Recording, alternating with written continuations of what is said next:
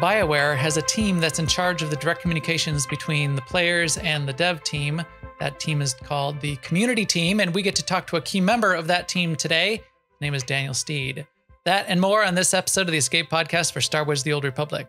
Our broadcast astromech today is EPC 349.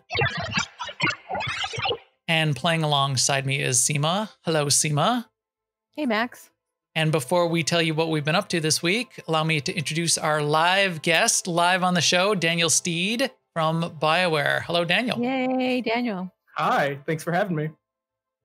So Seema, what have you been up to this week? Well, I'll try to be quick, quicker than normal anyway. So I know you'll be shocked here. I've been doing some conquest. Last week I did conquest on how many characters? I mean, like a bunch, 15 or 20. But this week, and during that, actually, I was really, really patting myself on the back because you know how there's that that one where if you do 25 quests, you get 25,000 points. I landed that just on the character that I meant it to. Yeah, that's tough, isn't it? Yeah. Yes, it's very rewarding when you get it right, though. So yeah, conquest this week. Also MFN this week we did 16-man Karagas Palace, which went smooth like butter. I mean, that was pretty fun. Even I was gonna say even the first boss, but no, that one never fun. It was fine. Seema just hates rancors. She's rancorist. She's speciesist against rancors. Yeah. And then for our ops night tonight, we just gambled. I think we might have a problem. We did that last week too. So yeah. So I actually this year I have gambled quite a bit. So well, for me, at least I won't be saying is the event still going on long after it stopped because I'm kind of tuned in this year. But I'm all out of Emperor's chips now, so I don't know. I need a few more certificates to buy the Gamorrean. But once I buy him, then I've bought everything that you can buy with the golden certificates. And then I have a little supply, about 80 of the cartel market certificates. So I have to go shopping with those down the cartel bazaar and buy some cool stuff down there. So yeah, I just need I need 5 more golden certificates, I think. So that's going to be a little bit of clicking in the next up until the 25th. It's going to be over on the 25th. But anyway, yeah, that's pretty much my deal. What about you, Max? What have you been up to? Chat room is asking. I know, just to push my buttons. Did I get the Rhodian? No, I did not. So let's tell some gambling stories. Well, one, I think, the gambling event, I think it was pretty transformative this year, adding that Emperor's slot machine. And I don't think we even realized it when we tried it out on the PTS until we started playing it real and seeing that 50 coin Kingpin coin drop. That's a huge game changer. And I think it is. Everyone's happy about that. And everyone's getting a lot of coins and being able to play a lot of things and get a lot of rewards like Rhodians, except for me. So I'll tell my story and then I'll bring it back in a little bit. I'll rant a little bit, but then I'll bring it back because I really don't have reason to rant that much. I have not gotten the Rhodian. The first couple years of the nightlife, I did not get the Rancor. I did not get the Gamorrean. I did not get the Rhodian last year. Even getting the Rancor, I spent 4.5 million credits that first year, and that's when 4.5 million was a lot of credits. Just putting tokens in slot machines and did not get the Rancor. So, and I've played a lot this year. In fact, last Thursday, Seema said we're missing a couple people. We're missing a couple people this week. We still ran an ops last week to get Emperor's tokens to go to the casino. So in our 2-hour time slot, we ran a full operation and I think one other thing like Tawora's Courtyard or something. Did like 5 minutes of gambling at the beginning and 5 minutes of gambling at the end with Kingpin tokens that people had. Across the 6 people that we had there, I think it was 6 or 7 Rhodians were won over the course of that 10 minutes of gambling. That afternoon, and this is when I was counting, that afternoon alone, I was on work conference calls. I burned through over 250 Kingpin tokens and didn't win anything. I didn't even win Emperor's chips, not alone not getting Rhodians still. And I had, I'm now hundreds and hundreds of Kingpin's chips ins for the week, but another 250, no Rhodian. And I did not even get anything besides a couple certificates. Now, to bring it back just a little bit, I fully expect to be able to get the Rhodian. The amount of Kingpin tokens that you get, the rate that they're dropping, the rate that people are winning the Rhodian. I purposefully did not gamble in the last 2 days, so I'd still have something to rant about a little bit on the podcast. So I expect probably by next week, if I don't get the Rhodian by next week, I will rant. But I don't. The design of the event, I think, was really good. I really, really love the concept of adding a little bit to an event, and I hope it's a trend starting. Yeah. The daily I'm so on, but it was nice to have it there. It's a great way to go get another Emperor's token and be guaranteed to get it. Yeah, it's great for the people who want to do that. But the redesign of the event and the tweaking of it was well done. Well played. What did you think of the Mechshaw edition? Of adding the machines there and adding part of the dailies there. That's where I've been doing most of my gambling. I am a huge, I don't know if you've heard, if everybody on the internet has not heard yet, but he's the Mechshaw boy. Big fan of Mechshaw. Huge. In fact, it's going to come up in some of our questions later. But yeah, no, I think that was great. And the other thing I think has been spectacular has been the cartel market certificates. Having cartel market certificates, I think that's the sleeper reward this year that's been better than anything else. I think people forget some of the amazing stuff that's down there on the vendors. And we talked about it last week. We talked about it to our guild this week on Tuesday. We made a point to mention it. You can go and get Revan's mask or Darth Nihilus's mask and all of this awesome stuff. There's 6 vendors down there with rare old stuff that you can only get with cartel certificates that are hard to get otherwise. This was a great opportunity to get a bunch of them, and people have gotten stacks. So that's been really cool. So yeah, to wrap up on that, that's what I've been doing. I did get Conquest on 3 characters. We did a little bit of our gambling again tonight. I expect I'll be back in the casino this weekend and get some more certificates and maybe get a Rhodian. We shall see. If I could buy some Emperor chips, I probably would. Yeah, even if they were really expensive, I bet I would be buying some Emperor chips. And then I would be crying afterwards because I would be throwing away credits. Though that's why we just did a quick run. We did a quick speed run of Karaga's Palace on last Thursday just to get more Emperor's chips. So, although we did Karaga's Palace on Tuesday, and I only got 1 for the whole operation. So there's another thing I'm really angry about. No, I'm not actually. All right, let's talk about the news. Yeah, going forward. Now, an Imperial News Network report. All right, as we've been doing in previous weeks, news. First up, Bugwatch. Only things that stood out to me this week have been reports of login queues, and I heard a couple of people talk about it. Yeah, we certainly have an influx of tons of new players. I don't think it's actually enough to create login queues, but maybe. But it's under investigation. Maybe it's just regular old login queues, or maybe there's certain kinds of accounts. I don't know. The other thing that, of course, stood out is still Odessan banners are still too bright. I think that's just a hilarious bug to keep coming back to. Gotta keep. So when they do fix that, probably the companions will start dying again when you ride a taxi. They're gonna turn the brightness down so low it's gonna be like a black hole, and everything's just gonna starting to get like sucked into the banners, and there'll be no escape. So also just to run down of what's left in August for in-game events. We mentioned right now still going on the Nar Shaddaa Nightlife. You have until August 25th, so don't sleep. Go gamble now. We're in the middle of Bounty Contract Week. And then after that, we'll have a week off, and then Pirate Incursion on the 25th. So Nar Shaddaa Nightlife will be gone. Pirate Incursion will start, both on the 25th. So, and look at this page for the in-game events. It's beautiful. It's well laid out. There's nice art and setup. Did you do this, Daniel? I keep it updated. That page was built well before I started. All right. So I can't take all the credit. I'll take credit for maintaining it and updating it every month. As that's one of the things I do.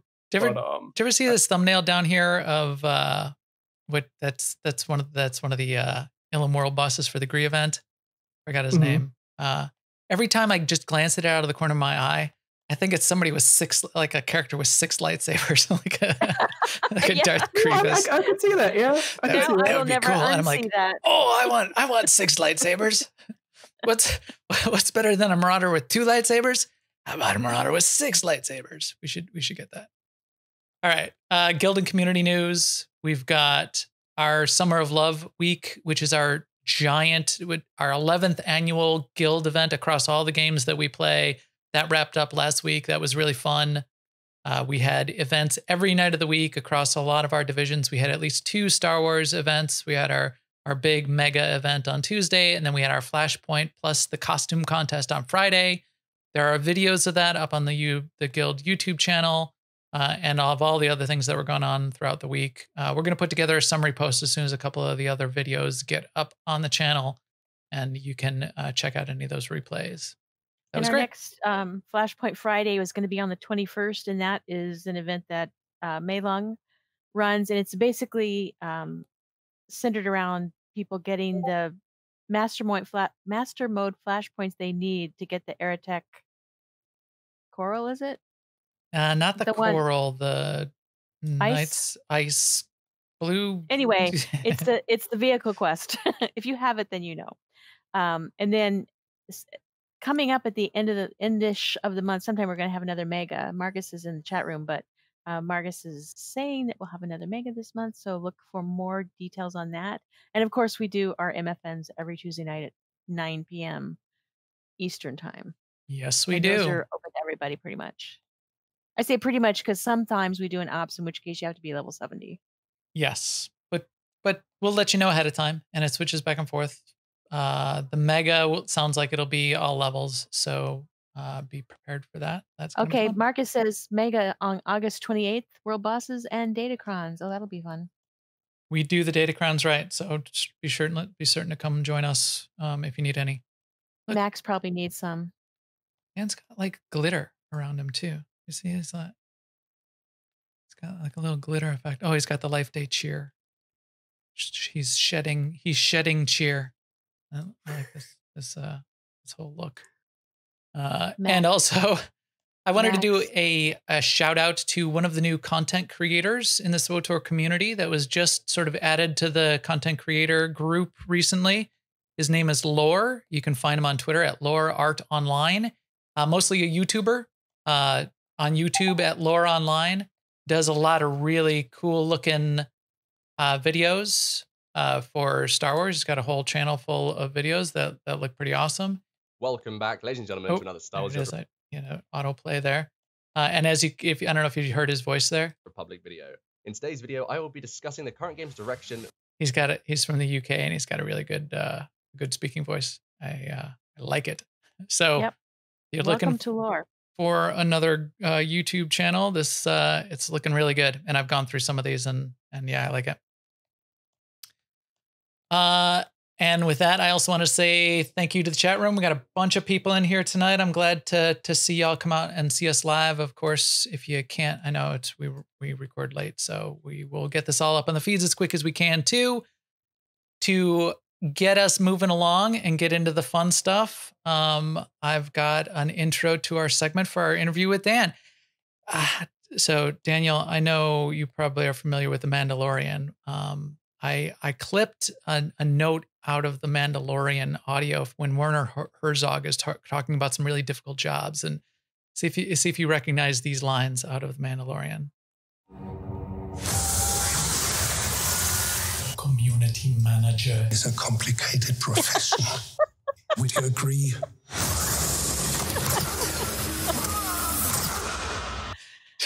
Do you remember that? You outdid yourself, Max. Wasn't that good? I was not prepared for that. I'll be honest. I wasn't sure where I was gonna go. That was not what, even in my wildest expectations within that 3-second build up. I was not ready for that.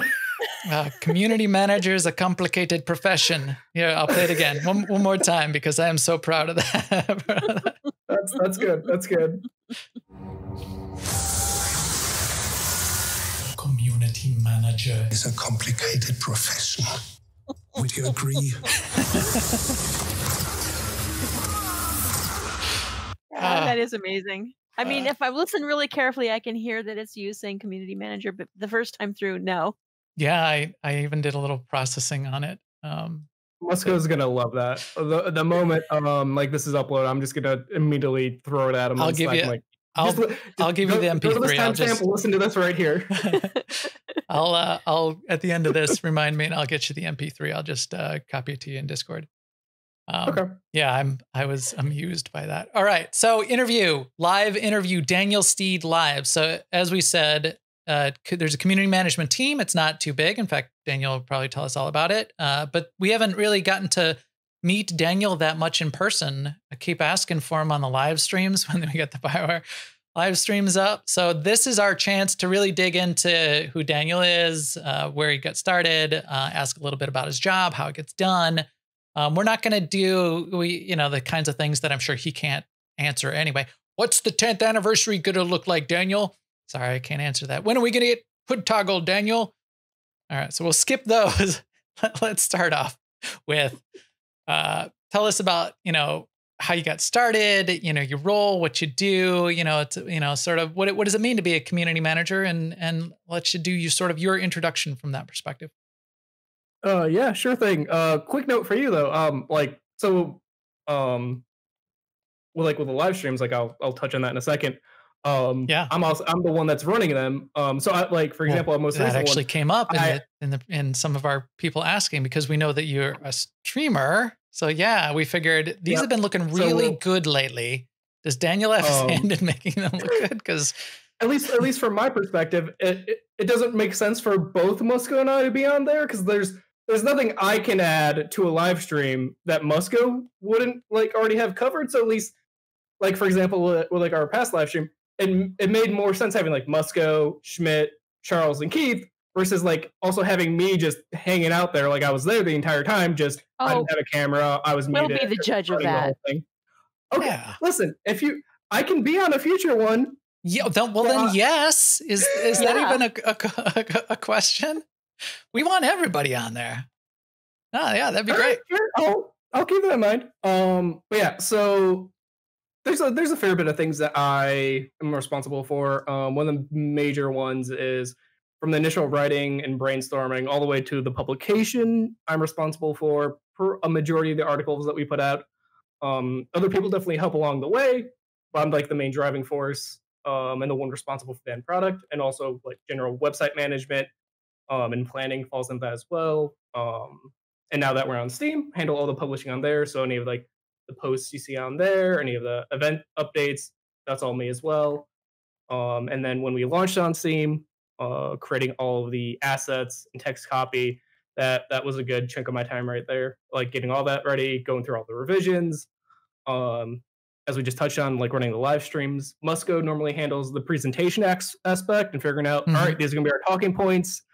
Figuring who's going to be showing up on the live stream. Meanwhile, I work out the technical logistics and the management.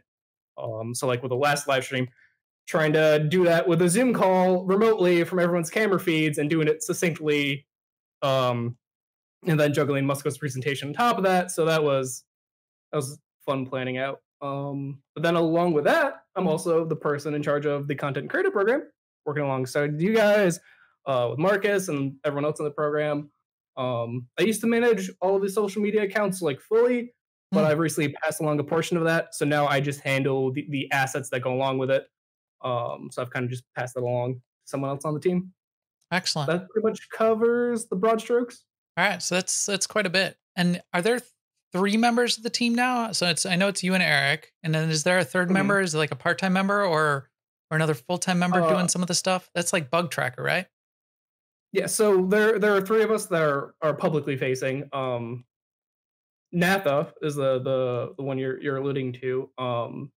She's the one mostly running the community team account. Okay. do you want me to go into depth about that later, or do you want me to cover Yeah, that? well, we can catch up on that later. But yeah, Okay. we should Yeah. meet her sometime. That's a good idea. So yeah, so you've how long have you been? I'm bad with time. I'll say Mhm. like, oh, Marcus, he's one of our newer officers, and he's been an officer probably for like 3 years now. So I feel like I would think you've been around for about a year now. I mean, how long have you? Actually, it's been about 2 years almost, which Really? wow, that it has gone by. It was November of 2018 I joined the team. Okay. So it I remember blinking and then like Onslaught launch and Musco and I were reflecting a whole year's passed, and then I blinked again and it's August now. We're only a few months away from me hitting 2 years. I think this is probably the quickest I feel like. Maybe it's just because I'm getting older, which I know I'm still young, I know. But it's just like the past 2 years have just flown by, which is a little insane. Yeah. So, but before joining, yeah, what were you doing before? And then what was it like to I mean, now you're not new anymore, but to join a team that had been, a lot of them had been part of the production now for almost 9 years. So you're sort of coming in the middle. But yeah, what were you doing before? Because you were a streamer, right? So among other things. Before I was a Twitch streamer. I was one of the very fortunate ones that I was able to do it full time as a career and as a living for almost 3 years. So while I was living that dream, making it big as a lot of streamers, like that's their goal. That was never my goal. Even when I was comfortably making a living, I couldn't let myself get complacent like some of my peers were doing. Like once they got like partnership, once they were doing it full time for a living, like they would kind of coast, for lack of a better term. That just didn't sit right with me because I personally couldn't put my faith in Twitch as a solid place to build my future. Like for a year or 2, 3, okay, that's fine. I can do that. But building like, all right, this is what I'm gonna be doing for like the next 10 years. I couldn't do that because like, perfect example, look at what happened with Mixer recently, and then potentially like with TikTok. I was petrified of that happening with Twitch because obviously you don't really know what could happen in the future, and that kind of thing is out of your control. So you could be potentially left there hanging without any plan. So I was always upfront with my community about Twitch only being like a temporary thing. Sure. My end goal was more so to make a transition to the other side of the fence and actually work at a game studio because I thought that's one of the few avenues I could take the skills I learned through Twitch in doing that, and actually like build off of that a bit more. So that definitely seemed like a safer bet from my perspective. And then one day I was having this conversation in the middle of a stream, and a viewer who had maybe only said 1 or 2 things said, "Yeah, since you guys were talking about this, I did some looking for Austin, and it looks like Bioware has an opening," which I didn't know at the time, and I normally checked like all the local listings, pretty like every couple days, every 2 or 3 days. So I thought, all right, that is good to know. Thanks for telling me. So as soon as the stream was over, I just dusted off the old resume, like carved out a good cover letter, sent it out over, and then I actually heard back a few weeks later. Went through the several stages of the interview process, and then I got the job offer, which I almost messed up a little bit because they called me when I was in the middle of another stream, and I looked at my phone thinking, why am I going to call from Alberta, Canada? Like I just thought, all right, wrong number. And then 3 seconds, the gears were turning in my head thinking, wait, oh no. Wait, so I quickly mute my microphone. Studio, yeah. It did. See, it didn't click in my head because it was like, my brain just wasn't there. So I jumped off camera, answered the phone. They offered me the job. And then I had to keep my composure when I got back on camera, which was quite a challenge to do at the time. Yeah, I can imagine. But then the rest of your question of like what was like joining the team, that's a really good question. There was definitely a lot of catching up to do. Honestly, it feels like I'm still playing catch up now, even almost 2 years later. Because full disclosure, when I first joined the team, I wasn't a SWTOR veteran. When I was hired, I only dabbled in the game. And I'm gonna date myself a little bit. when the game released, I was still in college, so the last thing you want to do is start an MMO when you're still like taking your college classes. That's just fire and gasoline. You're you don't just want to too mix that. wise. Yeah, that's when you get the 7-year bachelor's degree. Yeah, that's not recommended. So going into this job, I knew like I had a lot to catch up to, and so on one hand, I had this vast amount of the game, like the 8-class stories, all the expansions. I had like the fundamental like game lore, all the mechanics, all that stuff to learn. But then on the other hand, just the game history itself. So like what the environment for the community in the game was like on launch, 3.0, 4.0, etc. Anything that the community uses anecdotes or references, I wanted to at least be aware of the history around those to better get a feel for what everyone was talking about. That's where it was really fortunate for me working directly under Musco, since he's been around essentially since launch. So whenever I had questions about, hey, what's this mean over here, he'd gladly explain to me like, all right, this is what this means, and kind of bring me into the loop. So he was definitely an encyclopedia with information for like the general history of. Got it. All right, that makes a lot of sense. So I mean, within that team, how closely do you work with like all like the whole? I don't even. I mean, now I think it's really hard, and maybe we'll get to that by the end. Is sort of how things changed with the way people work. It's changed for everybody. But do you meet with Keith? Do you meet with Charles? Do you meet with? I mean, do you meet with like all of them, or are you more meeting with the developers, or is what does that sort of team interaction look like?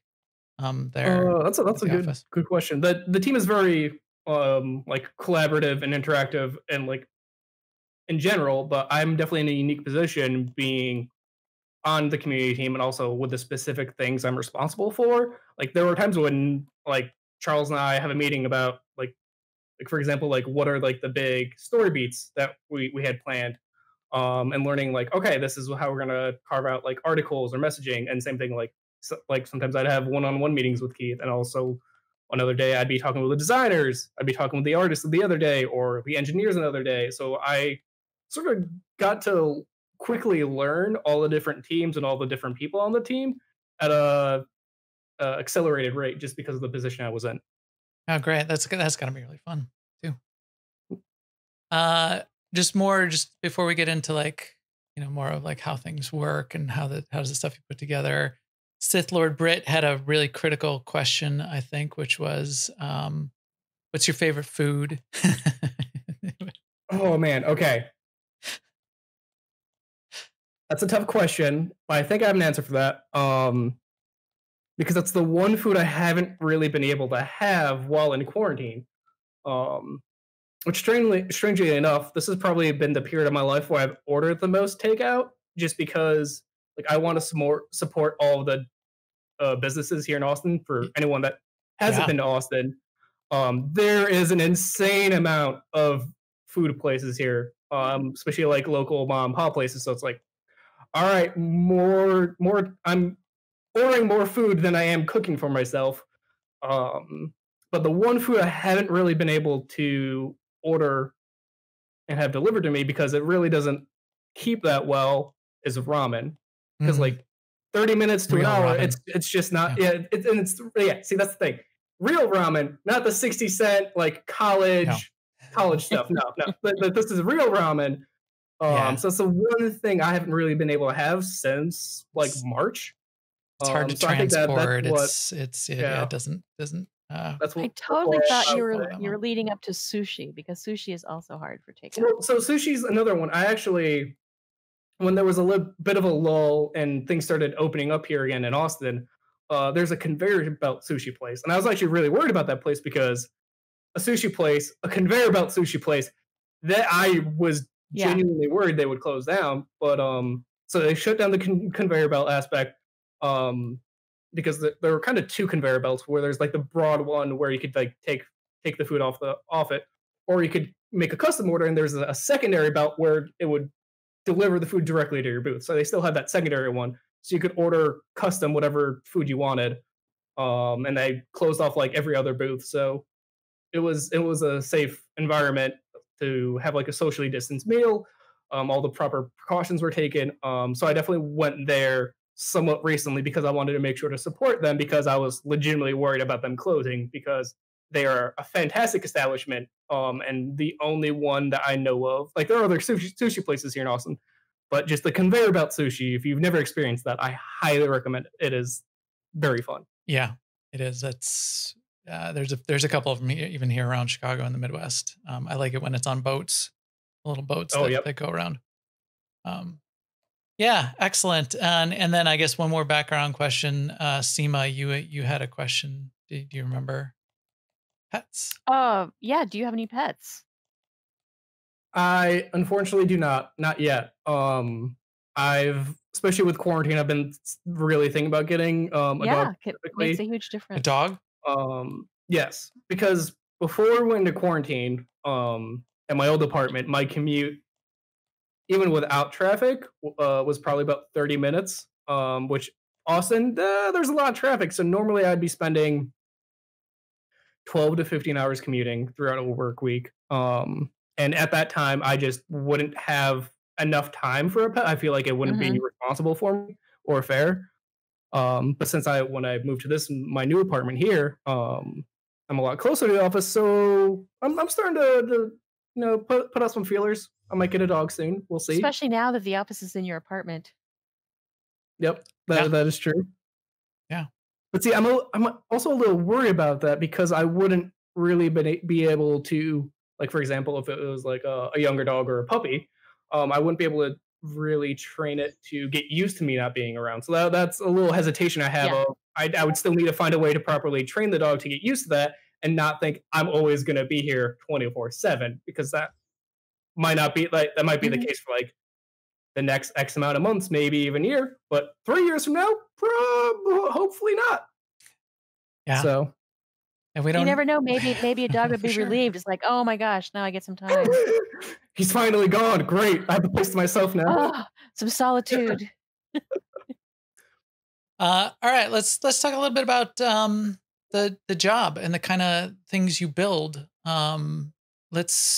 So I know that you talked about especially some of the posts you put together. I know you put together a post for us. You want to talk about how that kind of thing works? Because there was some magic behind the scenes that I think we were pretty impressed with when we started working with you on that. What is that like? And maybe I can even show that post that you did of us, which I thought was really cool. Yeah. At this point, I have a good amount of tools at my disposal, like both in engine and externally. So if you want to pull up that the highlight article, I can talk about that. And also, if you want to pull up the most recent cartel market article, I can add some little behind the scenes information for that. So there's I was working on the one that we were in with, especially with this picture of us, which was not us. So don't you? Yes, that's so. To break the fourth wall there, you guys gave me like screenshots of your character, so I could kind of, for the most part, nail the faces. You told me what armor sets you liked, and you even gave Narshad's area you two were both interested in. So I did some scouting, and I found a place that I thought would work. And I always wanted to craft like an untold narrative, like a little subtle narrative behind the image. So for you two in particular, I was thinking, okay, two mercenaries, like back to back, blasters in hand, facing an unseen threat, illuminated by an ominous street lamp, like that kind of vibe. I thought that would fit both of your characters pretty well. Yeah.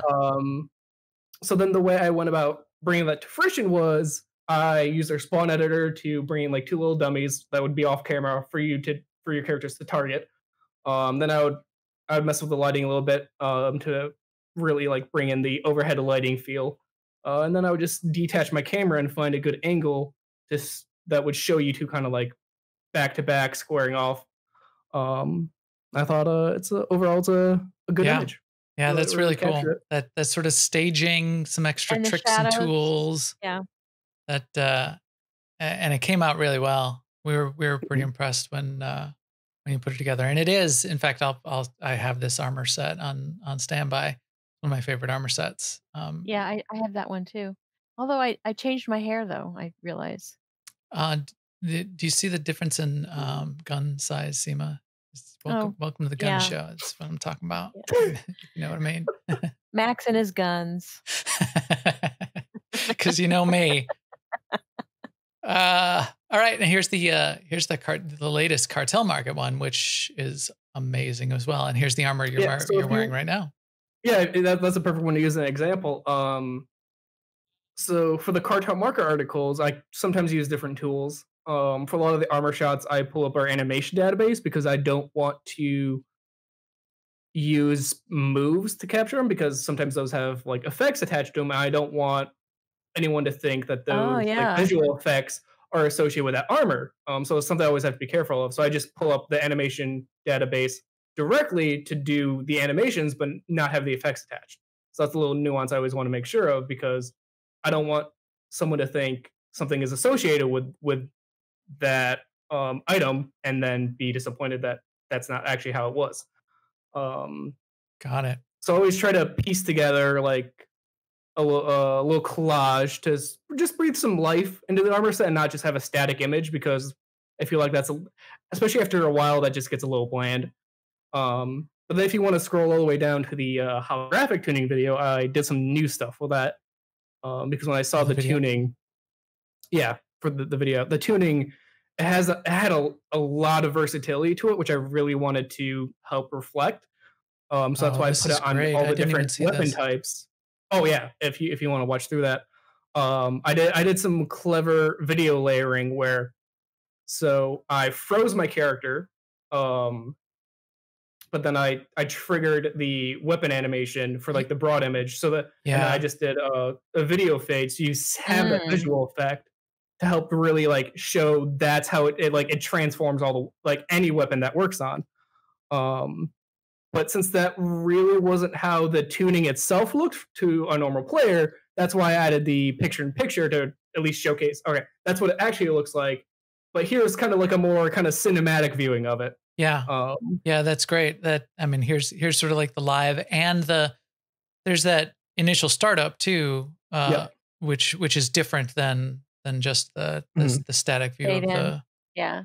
Wow, you're gonna make some content creators cry, because this is so beautiful compared to, some people have been doing a really good job, and like, they'll do versions of the tunings and stuff when it comes out, but this is well done. And it's great that we've got an official view of it as soon as it gets announced. That's awesome.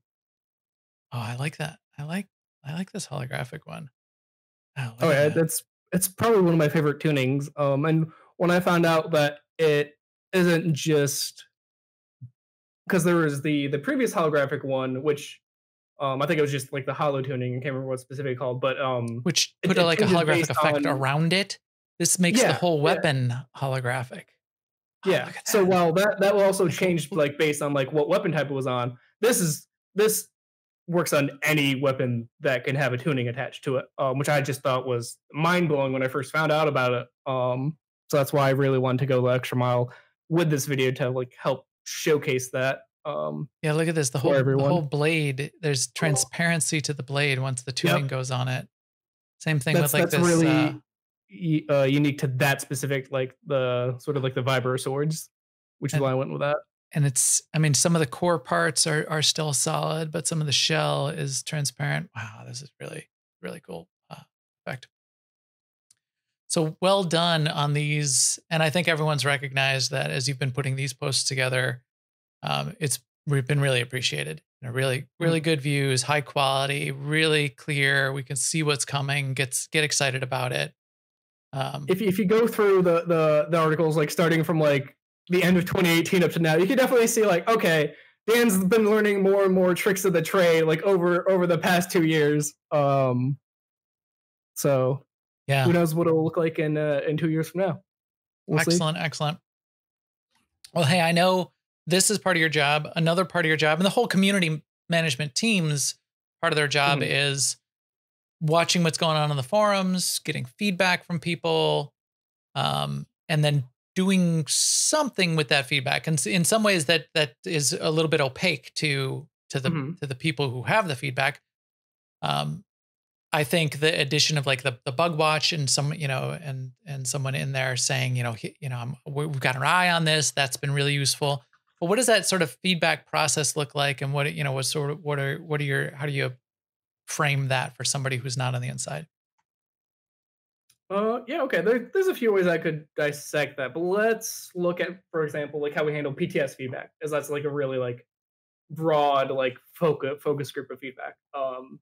So after we put up the feedback thread and after everyone's had time to really sink their teeth into whatever's been testing, like let's use the swoop event for example. So after a few days, we'll do a big sweep of the thread, compile everything and categorize it, and then we'll send it along to the certain stakeholders. So in this case, all the designers that were involved with creating the event, and then they would take that, go through it, and do what they can. But then in general, we also have pretty regular triage meetings to discuss all the various bug reports that have come across us through like either the forums, reports, all the different avenues. So that's pretty much like a Got it. Okay. broad strokes how we handle it. So, and that's kind of what I maybe would have imagined, and it could have been something completely different, but I come from a software development background. Seema's worked in tech. That triage, the idea of a triage meeting. Hey, here's a bunch of stuff. Here's stuff we heard about. Do you know about this? Is it on the list? Is it in the bug list? Do you need me to go get more information? Do we need to try to replicate? Should we just pass this off to somebody else? That whole process, is it like typically a weekly meeting, or do you do or once every 2 weeks, or is it? I think people. It's more than weekly. It's a very frequent occurrence. Okay, so couple times a week, but it's not like something shows up on the forums. I mean, unless it's something really severe, like a server's crash or something. But like, hey, here's a bug with armor. Hey, my hair clips into my armor. It's not like you grab that off the forums and like hot off the presses, hair is clipping into armor, and you're like running down the hall. You got Matt Pusevich. So there's definitely some like it's very. Depending on what the bug is, it depends on like it has to be like a really like, okay, this is serious. Drop what we're doing. I immediately grab someone from QA or like a specific member of the team. Like, okay, here's an issue. We need to fix this. Like that type of thing. Got it. And then I think the other thing people probably need to understand is there's probably a bunch of steps between, hey, I get it. I hear what you're saying. It's probably not just now I'm coding and I'm going to click and I'm going to do something. There's probably like making sure it's a problem, replicating it, putting it into the backlog. Now we've got to tie it to when a release is going to come up, and we've got these other things that we already have on what's coming out, in 2 weeks. It's probably a process, right? I would imagine. Yep. And what you mentioned with replicating, the more information, like for like, let's say if we're using like the bug report form specifically, the more information you give us, the easier it is for us to try and replicate it. Like if you just give us like a 2-sentence description, that's a lot harder for us to. My ship doesn't work. Exactly. It's like how doesn't it work? And what situations? Is it always not working, or only when you're trying to access it from this planet or go to this planet? Like I click on it and nothing happens.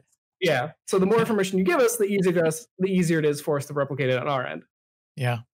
Again, software development background, you get those bug reports, even sometimes from a test team that should know better. Yes, I clicked and it broke. Really? Really? You're going to make me like walk 20 feet down the hall to your desk and ask what's going on?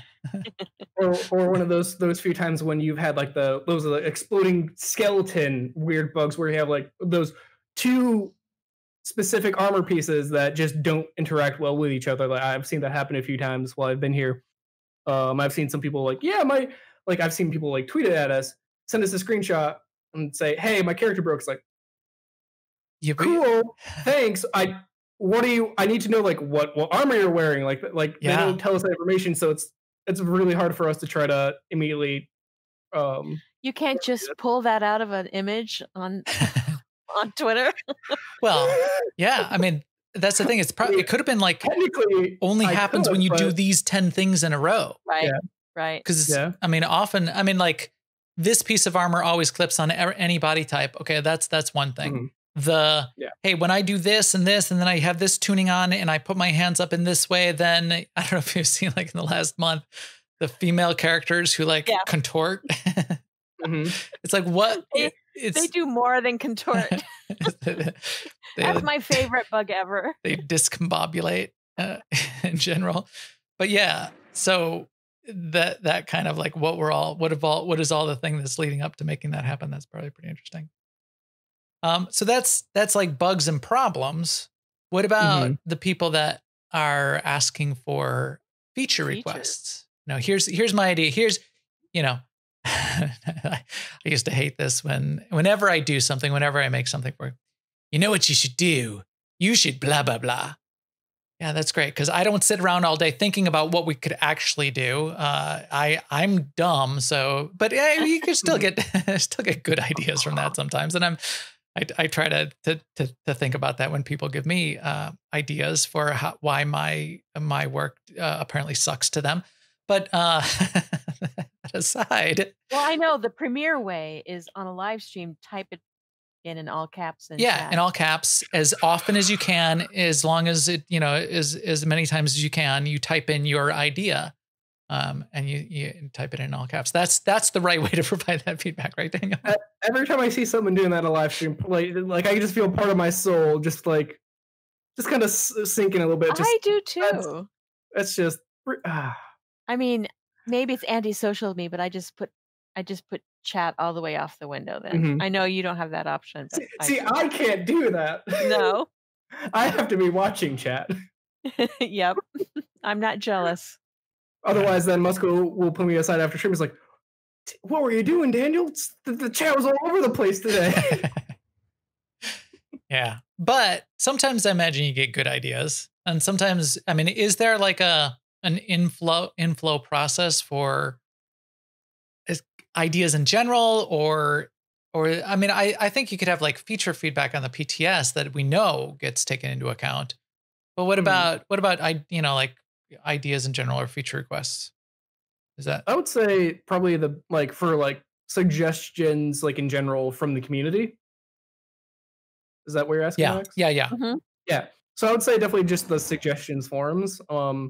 I don't think that's really something we respond in that much, if at all.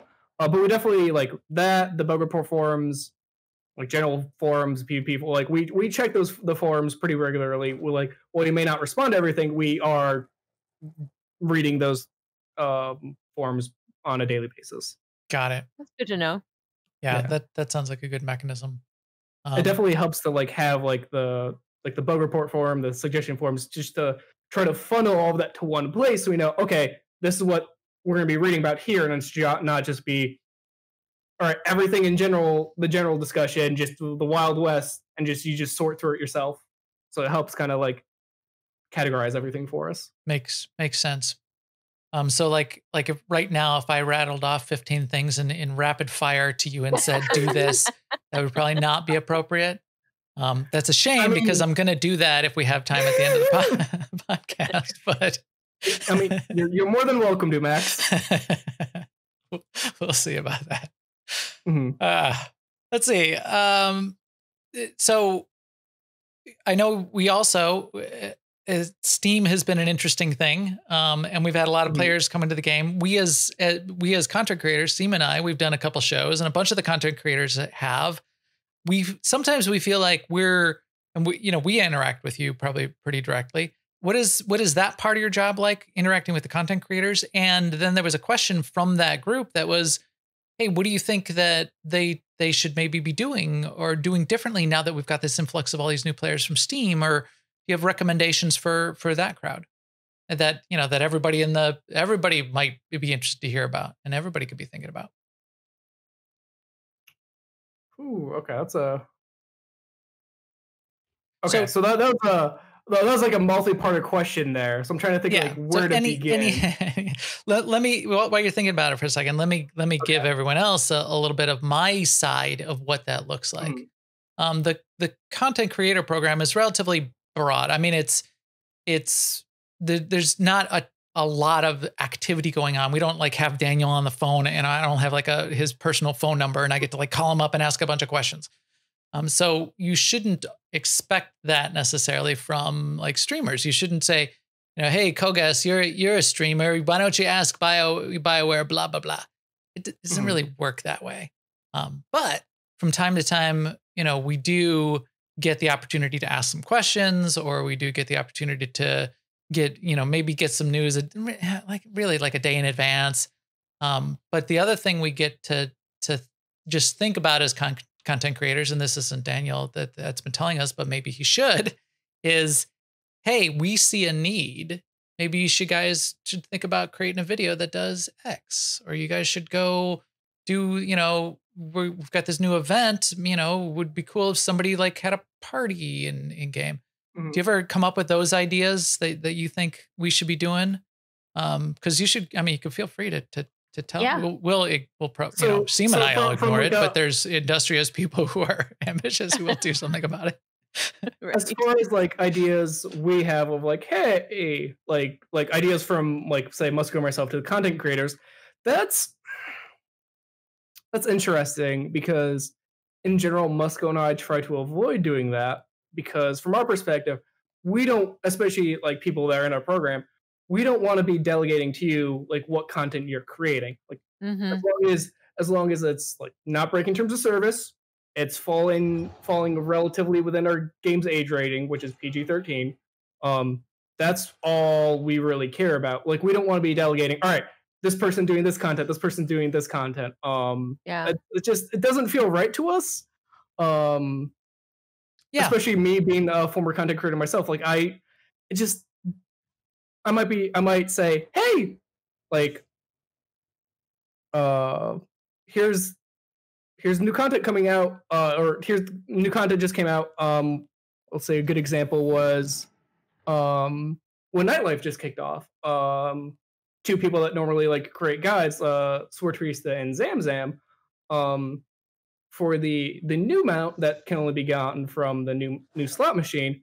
Okay, well, who knows how long it will take either of them to like get that mount themselves and be able to take screenshots. So I reached out to them saying, hey, I know you both will have guides. Would you like me to capture this asset for you and give it to you so you can use it yourself? So that way, as soon as the event just kicked off, people want to know what the new map looks like. Yeah. They have an avenue to see that. So that's really smart. Yeah, that makes a lot of sense. Especially when it's something like that where it's more RNG based, where it's not just like, because you can't expect Zamzam and SWTOR to go on the PTS and roll until they get it. Yeah, and it's not like the Swoop rewards where, okay, you can go to the vendor, you can preview that, you can see what it looks like that way. That was kind of like a more like, all right, this is a hit, kind of like a surprise. No one really knows what it looks like until they start like circulating around the game. Yeah, that's interesting. But just good notes for everyone out there who wonders what that's like. It's not, they don't tell us what to do. We don't tell them what to do. Well, no, we probably do tell you what to do, but not in a way that you actually have to do it. So yeah, it's, but that kind of,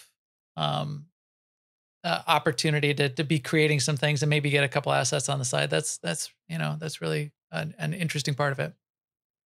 And then like another kind of like something that just jogged my memory that's a bit further in the past. As we were leading up to Onslaught, one of the things I did for the content creator program was I kind of put out a blanket opportunity for, hey, if someone wants like an exclusive Onslaught kind of request, let me know.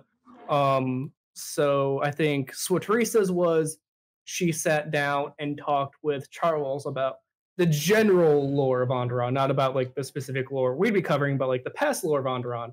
Talking about that, I think she did an amazing I gave job on that. I gave some specific clips of Mech Show, which at the time Mech Show was out in PTS, but I made sure, all right, these are clips of like aerial shots.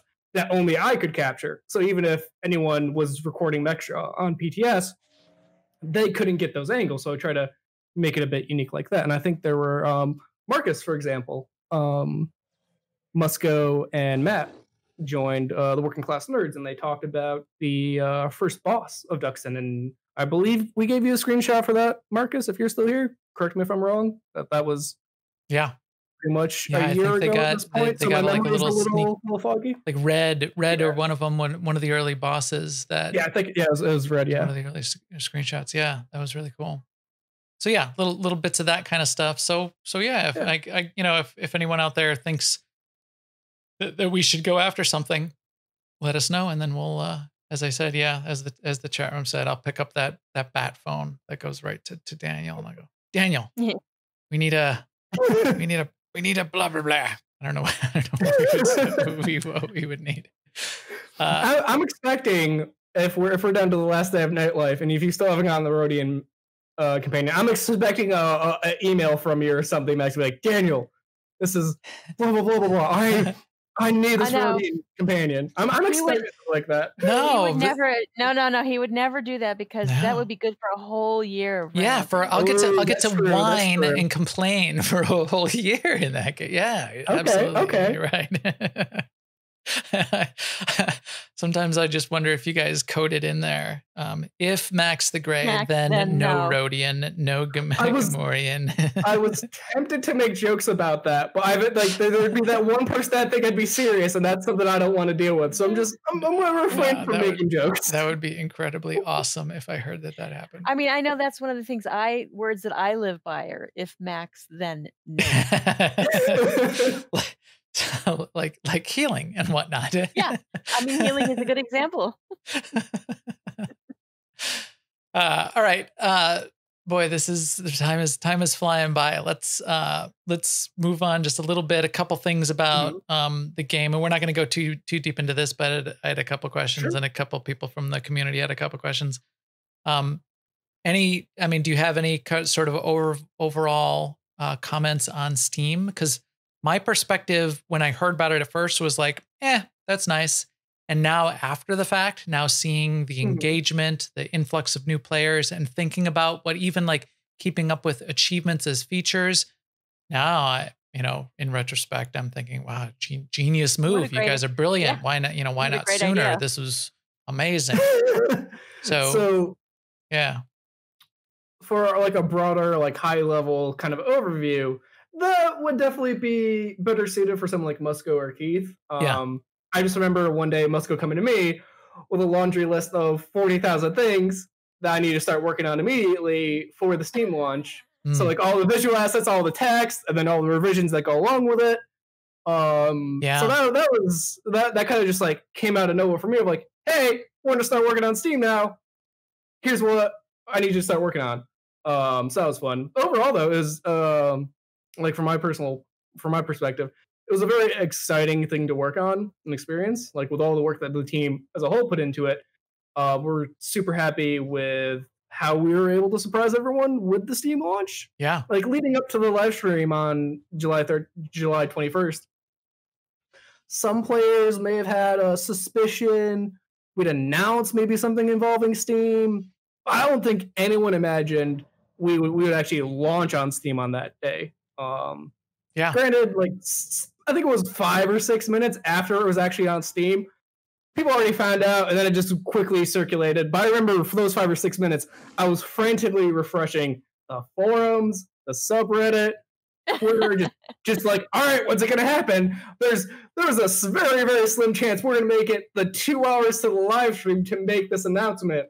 So when's it gonna happen? And then lo and behold, 5 or 6 minutes later, all right, well, we're still gonna make the announcement. People will know. It's still a surprise that, hey, we're on Steam now. We aren't just announcing we're going to go on Steam.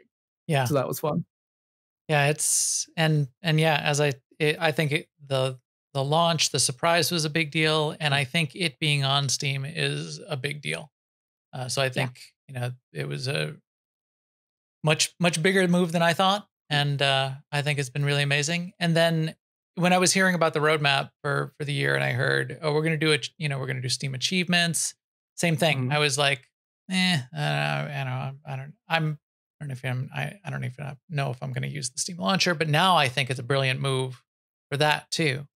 It'll provide that opportunity for it to be visible and, you know, visible to your friends. And it's like, wow, this has been big. I mean, it's been big for us, just for our guild and for people listening to the show.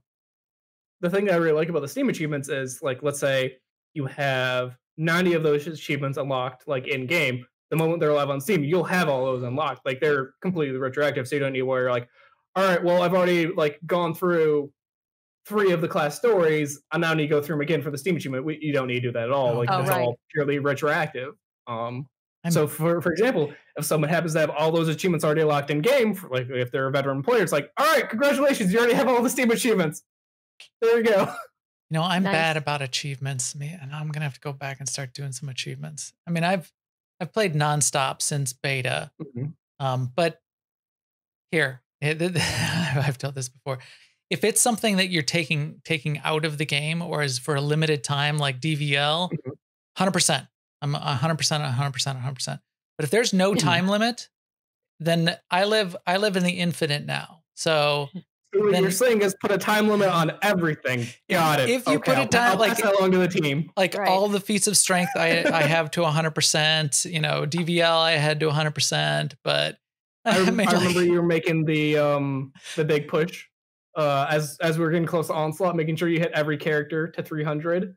I remember that was like your summer of 300. Summer of 300. Yep. But here, like Quesh, 16%. Why am I at 16% on Quesh? I mean, I've leveled up. I've played on Quesh like 40 times. I don't know why, but because you know, I have all the time in the world. Yeah. So now I'm gonna have to, if I get into that score on Steam, maybe I'm gonna have to change that. I'm kind of the same way with like my personal account. Like I'm a big completionist. Like back in my streaming days, even. Because I'm more of a console gamer in general. Definitely even like the more Xbox side. Like there were a couple games that I've played like on launch day, and I was arguably, to the best of my capability of finding out, like the first person to 100% several games, like getting all the achievements or trophies. So that was kind of like a little like running thing of how many games can I do that for? So I'm fully into like the achievement world. But there are so many achievements in our game. I'm heavily engaged with myself. Because that is going to take a lot of time, even for me. Some of them are some pretty big numbers. Oh yeah.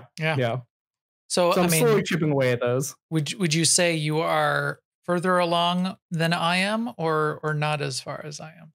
As you sort of, I would say you would still be a bit ahead of me, Max, because you do have a good amount of years on me. I mean, another thing I have to be careful of is, yes, I work on the game, but that's also why I don't like. I need to have a good amount of not playing the game, because I don't want to like working on the game and then playing the game.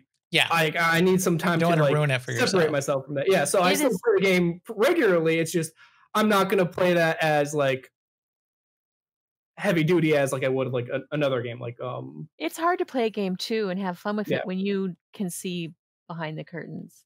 When you do play the game, and a couple people have asked about this. In fact, I think Sith Lord Brit asked about this too. What's your favorite class? And I think she also asked, how many strongholds do you have? I don't know why I have all the strongholds. Okay. I'm gonna give you the cheap answer and say my favorite for each side. Where that's what I do. But if you twist my arm, Trooper's my favorite one, just because that type of like that archetype. That's in any game, any story. Like, all right, that's my jam. That's what I'm gonna initially play. So that was my first story into the game as well. Yep. Same for me, actually. Which I think I've noticed a fair bit of players, like the first story is the one, no matter what it is, like that's the one they really resonate with. So I'm gonna officially go on the record and say Trooper's my favorite one, with a close second of the Agent. You know what? That's it. A lot of people say the Agent. I love the Trooper story too. It's really good. Yep. Yeah, I would say Trooper and Bounty Hunter are my two mains on each side, and same thing. I In fact, I rolled a bounty hunter first. In fact, this is the first character I ever rolled, right here. And then I role play in my head. I don't role play out loud, but I didn't like the dark side, and I didn't even like the light side of the Imperial side. I didn't like when my options were, well, you can kill the guy or you can just kill his dog. Which you gonna do? The light side choice was like you let him live, but you just tortured him a little. It's like, no, I want to be. So we, in fact, we convinced our ops team at the time we're going to switch over to Republic side, and so then Trooper was the first that I leveled to max level. But Trooper and Bounty Hunter, I agree, are great, both great stories and great classes. And one of the most awesome things, and I've said this before about Star Wars, is how they can take non-lightsaber classes, non-force force users, and make them epic. Same thing with the agent. Right. And the agent's story is just amazing, and everybody, I think, kind of agrees on that. But the classes, having that, the abilities and the feel, and still feeling like, you are part of the universe. All right, and you said you have all the strongholds. You got that trooper sort of thing. Agent is really good. Anything else anybody should know about, what's your favorite parts of the game? Do you do PvP a lot? Do you do GSF? So I guess this kind of ties into like me being a completionist. Also, when I first joined the team, like wanting to know all the different aspects of the game, I've pretty much dabbled in everything. Like I've played through the stories, like done operations, done flashpoints. Also, it's a really weird feeling of like sometimes when someone has like a little bit of an attitude to them, like not like they're being like a full jerk, but like there's always that time of like, I wonder how this person would be behaving if they knew that they were in a flashpoint with someone on the team. It's always like, obviously, I'm not going to say anything. Do you know who I am, Mister? It's like that little inkling of like wondering, like, I wonder if they'd be saying a different. Oh, you got to be feeling that. You got to be feeling that from time to time. Well, also, like decorating strongholds. Like I've dabbled in PvP, even ranked. Like I really GSF. I have every aspect of the game I've dabbled in, just to get a feel for. Because I feel like, especially as someone on the community team, for you to properly understand the community and all the different like sub communities and niches within the broad community, you need to know like what the content they're playing is. I feel like that's fundamentally part of my job responsibility. That makes a lot of sense. Yeah, that makes sense. So what would you say all the different niches are? Oh, geez. There's a lot. Obviously, or a handful of them. Obviously, you have the PvPers, like the end game ops players. You have the RPers. Can't forget them. The stronghold decorators, people that just want to play through the story on story mode, and the list goes on and on. I would say. So, which of those groups is the biggest? Would you say? That's a good Musco question. Okay. Yeah. I'm just gonna deflect to Musco on that one when he is hopefully asleep by now. Punt on that one. Now you said you've tried all the things. Have you done the role play, the RP community? Have you gotten in there on? Because it's strong on Starforge, and there's some cool. Observed but not participated myself. I've just been kind of like hanging out. Just go to the Imperial Fleet along the bar on any given night on Starforge, and you'll see people talking privately. You'll see people talking out loud and like emoting. Max slowly shoves his drink across the bar and glances slyly to the left at Seema and says, "Is that what you really mean to say?" Yeah, maybe I should. Maybe I should get into that RP. All right.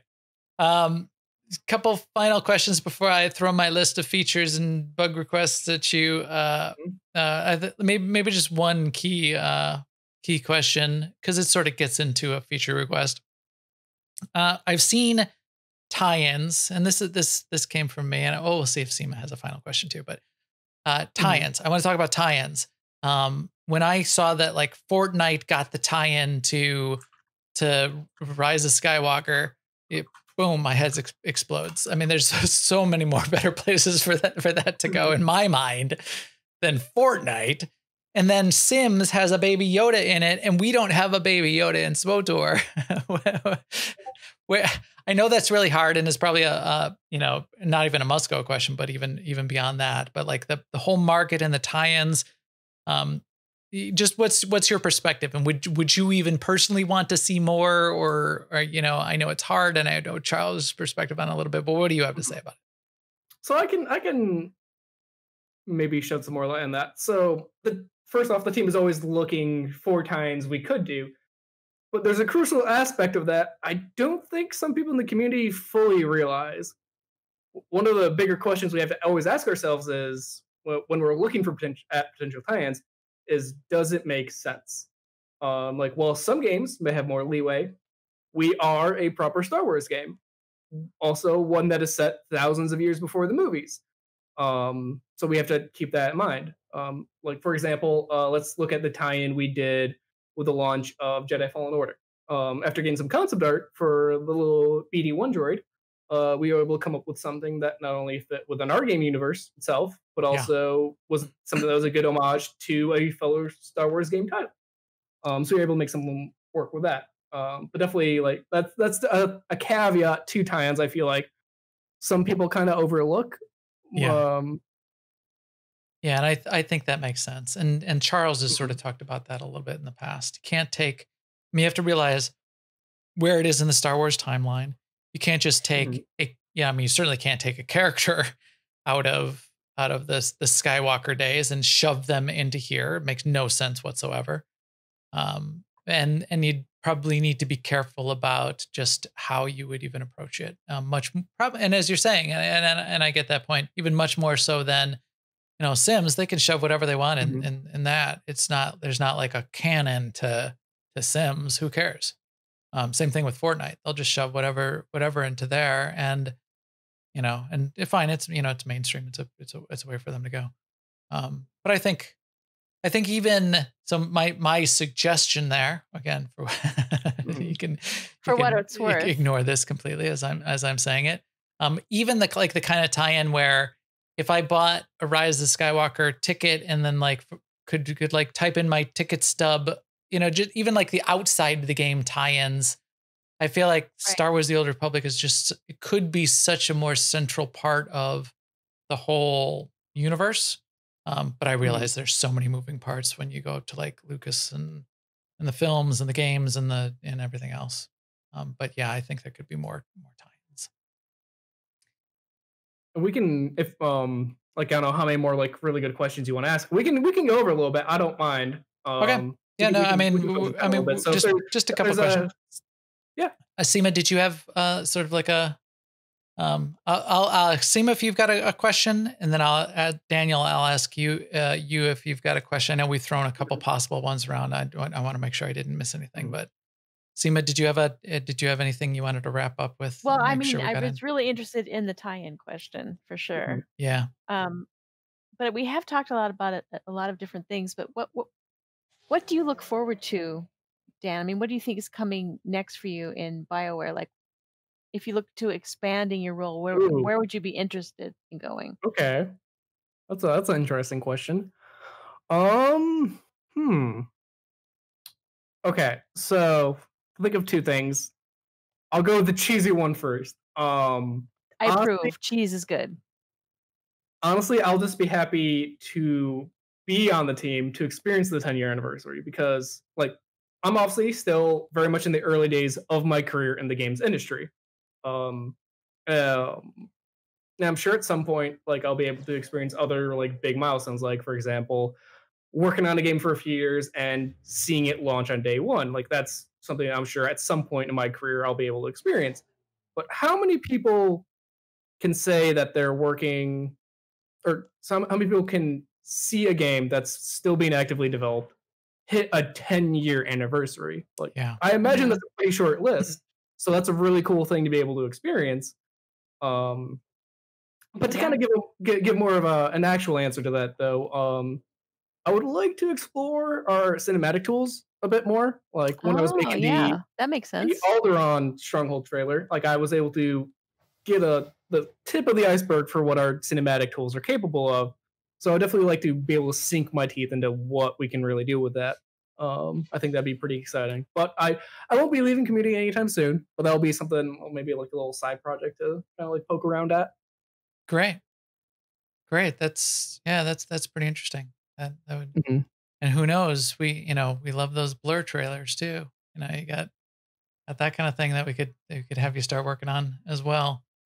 I still go back and watch the original trailers and the Blur trailers for the Knights of the Fallen Empire. It's I do periodically too. that the in-game cinematics, that's just some of the best parts of Star Wars. So the chat room, of course, is asking, I'm sure he cannot, but what's up for the 10-year anniversary, Daniel? Announce it here on the show right now at 11 o'clock at night. I'm sure that's how that's going to work. Nope, that is far above my program. That is must go Charles Keith territory. All right. Again, I'll pick up my bat phone. Keith, I need you to jump on here real quick and tell us what's up for the 10-year anniversary. How about for you? Again, I'll have one more thing after this where I'm just going to throw at you the 15 things that you need to add to the game. But any other sort of bigger thing that you were thinking of that you want to lay on us or the community and talk about a bit? Ooh, that's a good question. Could you be a bit more specific? Myths and misperceptions. I know we sort of tossed around some ideas around that. Okay. So, I've been hearing this thing that the game's in maintenance mode, which is strange because to me it looks like it's still being actively developed and worked on. I think we may have just launched on Steam too. Yeah. Which I've never heard of a game in maintenance mode doing that. Yeah. But in a more serious note, there was a surprising misconception that we don't play the game ourselves, which I can help put a stop to that. We actually have a weekly time booked on everyone's calendar, same time. Everyone stops what they're doing. We all play the game. Some people group up with flashpoints and operations. Some people go off and do like a solo, go through the story, or go off and do their own thing. But from a personal experience, things also get a tad competitive.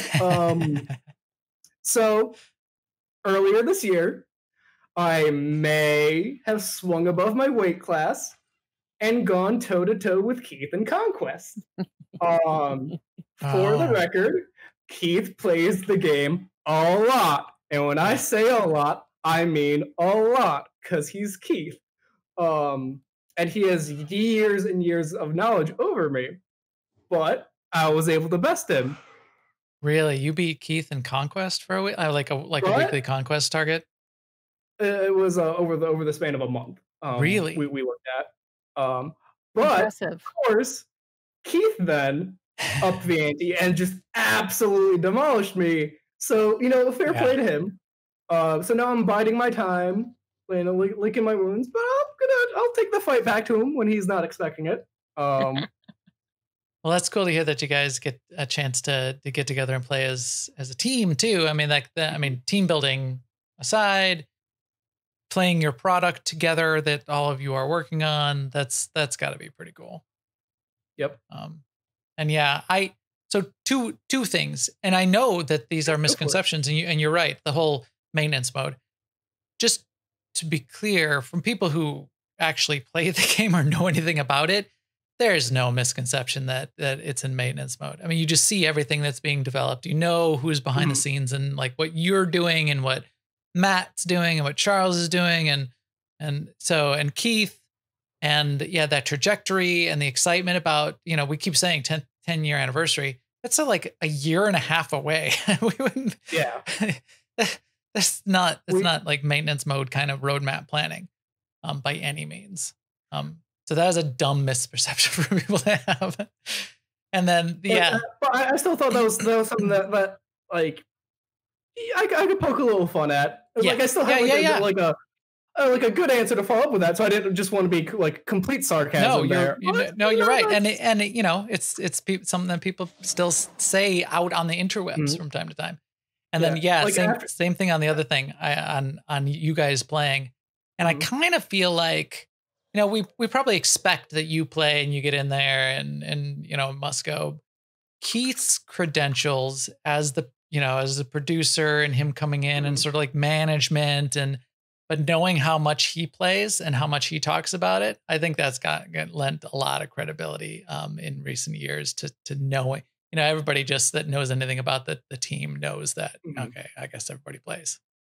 So that's really cool. I'm still, you know, like patting myself on the back that I was able to take the fight to Keith and best him, even though granted it was one period of time and then he absolutely demolished me. But as like one of the newer guys on the team, be able to match the top dog, so to speak, it's like, okay, you know, that was a good little badge of honor I was wearing. Had a little strut to my step. Oh yeah, no, I would flaunt that myself if I had the chance, because we know that he plays quite a bit. All right. As we're wrapping up here, as I said, people feel like the best opportunity, and I haven't seen any of the all caps in chat here of here's what you must do, but that's what I'm going to do now. This is what I've collected. I don't know if you want to end on that note, but I think you might have had a few more like really good questions. Oh yeah, if they did, I mean, anything else in there? I mean, we've sort of been going fast. I hate to keep you all night, but yeah, if there's anything else, that's fine. I think there were 3 others we could. Okay, so Dan, what would you say was the hardest part of your job? Or the hardest part of my job? Yeah. Working with you guys easily. Yeah, we are pretty difficult. I'm kidding. This podcast, if you know what I mean. I don't know if anything about my job I would say would be like, sure, there are some things that have been like an interesting challenge or a learning experience, but I wouldn't say anything like has been inherently hard. Well, I think nothing's popping into my head immediately. I think that the change over time has been a good indication that I mean, you keep doing more and more and more, and expanding how you get into each of the pieces of content you produce, each of the, you know, like working with the live stream that again, as we said, has been coming out really well. So I don't know if, you know, it might have been a different question looking back to when you started, what seems hard, but you know, your mastery of a lot of those aspects of that community management, I think, has been really good. Taking it like a broader step though, like even though I can't think of something for myself, I would say that like everyone, all the different roles on the team have their like own inherent challenges. But if I were to say like who has the arguably the hardest like general job on the team, I would have to go with our development directors. So I don't like that. A more like that, they're like the equivalent of a project manager for like that's a more like broad term, because that's more like kind of like our own in-house name. But we've affectionately nicknamed them the development dads. So the team is always trying to like see what new cool things we can add to the game or how we can push the envelope. And part of their job is to make sure we stay within the realm of sanity and within our scope. So that way the team doesn't bite off more than they can chew, and we go into like a pseudo crunch mode, which is something we always want to be mindful of, especially in like a work from home environment. So they're the ones kind of be like, all right, guys, stay the course. Like don't go completely off the rails. But development dads, I like that. Oh no, I love that nickname we have for him. It's great. I did want to potentially talk about the third member of the community team for just a second. So she's relatively new to the team. We get to see her on the forums as community manager or community team. I think community team. The community team is the name of the account. Yep. yeah. Are we going to get to see her on a stream? Is she going to sort of come join us? Or, oh man, we can't do cantinas. It's killing me. We missed Star Wars Celebration. Did I cancel my hotel? You might want to look into that after this. But yeah, that would be Natha, who's like the main person. Natha. I gotta write that down because I keep behind the community, specifically behind the community team account. She handles like a lot of the forum bug reports at this point, like community support tickets. She's the person I pass along like the writing and planning of the social media. She's recently took that on, plus a handful of other things. I don't want to really speak too much on her behalf. Sure. As I want her to step into the spotlight at her own pace, because I think it might have been around like the 6-month mark, give or take, when I kind of like stepped out into the spotlight a bit myself. And that was just me like being like, hey, I'm here. Natha kind of did that a bit more sooner, as I think like that was around the time when Musco was about to go on paternity leave. So you guys would know like, okay, so here's this new account that'll be showing up. Yeah. You kind of know like one of the people that'll be behind the wheel of it. Yeah. Yeah. What's excellent. the thought behind her using a generic name though? That's a good question. We wanted to create like a more general account so multiple people could use it. So like currently Natha's the one primarily using it, but like if there was a time when like someone else on the team wanted to hop onto the account and quickly say something in like a feedback thread or a bug report, that way they have more of an ease of access to, they have an easier avenue to do that. But then you still have people like Musco, myself, Keith, Charles. We still have our own named accounts, so if we have something to say, we'll do it that way. But that just adds a way for kind of like a broader way for the team to talk. I always thought too it was a way for if you needed help with that particular workload, like if she goes on vacation or if you hire someone to help or. Yeah. Well, regardless, let her know that we appreciate the work she's doing. Yeah, I mean, she's welcome. We've actually added a new segment. I mean, we mostly just joke around about how funny we think the bugs are, but that could be said about many of our segments. Yeah. But yeah, I mean, having that constant tracking of just knowing that someone is in there looking at the bugs and saying, hey, we're looking at it. That's been really appreciated. So thank her for that. So with these features, so this is something else I thought of. With these features that I've got, there's a couple in here that are more like crazy feature idea of mine. If you had to pick like a feature you would want added to the game, some kind of fun feature, how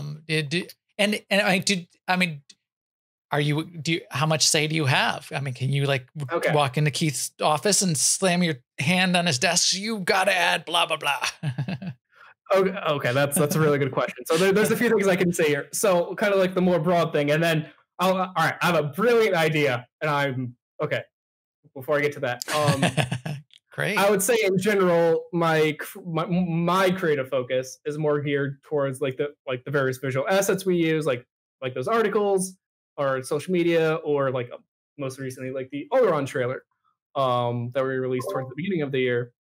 But with that in mind, I can think of one specific, very, very minor way, like I had an idea that went into the game. And I'm sorry, Brett, if Brett is listening, because this is Stronghold related, and I did not think of this last week when I joined her Stronghold event. So this involves the Alderaan Stronghold. This was back when we were still building it, and I was mapping out, brainstorming like the different shop plans, what decorations would be on the trailer and whatnot. And then I noticed I couldn't fit the luxury spa decoration on the balcony that was overlooking like those scenic waterfalls. And for me personally, I thought that decoration would be a perfect fit there. I mean, who wouldn't want a balcony hot tub overlooking a scenic waterfall vista? Yeah, right, you're right. Who wouldn't want that? So I walked over to one of the designers, Ben, who, if you recognize the name, he was one of the people I was in the Alderon behind the scenes interviews. Yep. And I pitched the idea to him, and he thought it was a good idea. So after moving some hooks around, he was able to make it work. It's a bit of a snug fit, but you can get it to fit there now. Nice. This is your legacy. I like it. Yeah. But in general, like the team's a very collaborative team, so we're always building off of each other's ideas and helping one another fine tune them. I'm obviously not like, all right, I'm mapping something out in the game. Like, and that's not to that level, but I have a little like finger, like help a little here and there with some things. Okay, here we go. Here's my crazy feature that I want added. Armored Volptilla companion. I want it. I need. Don't get me wrong. I love our humanoid companions, but I absolutely love the Volptilla. Like I have the mounts. I have like the pup. I want the companion, and I will gladly try and convince the team to add anything Volptilla based. I don't care what it is. I will pitch it until I am blue in the face. Playable Volptilla race. Okay, that might be even crazy even for me. But whenever we start talking about upcoming editions of the game, I always try to weave in a mention of the Volptilla. It's gotten to the point where one of our producers, Mike Bradley, he has an appearance on like specifically the PvP forums. But back when we were still in the office, Mike and I sat next to each other. So he would be the one that would be most subjected to my crazy Volptilla ideas. So it's kind of the point where he can see them coming a mile away. So even before I say it, like he and I kind of lock eyes, and I can see a smirk on his face start because he's like, "All right, Dan's about to go on another 10-minute tirade about Volptillas. Here it comes." I can see that Volptilla come from a mile away. Yeah. So since he and I sat next to each other, he definitely got the brunt of that. So I could tell like there were some times when he would just want to put his headphones on. Like, all right, Dan's gonna be on this for the next half an hour. I need to get work done. No, I think that's great. I think that's a really good idea. I think I love the creature companions.